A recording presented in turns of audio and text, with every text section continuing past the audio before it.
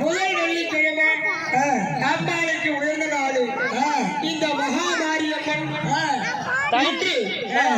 வெள்ளியில அப்படியே இந்த ஊரை சுத்தி ஒரு வளர வேண்டும். ஊரில் உள்ள மக்கள் அவங்களுக்கெல்லாம் நல்ல ஒரு ஆதரவு கொடுக்க வேண்டும்.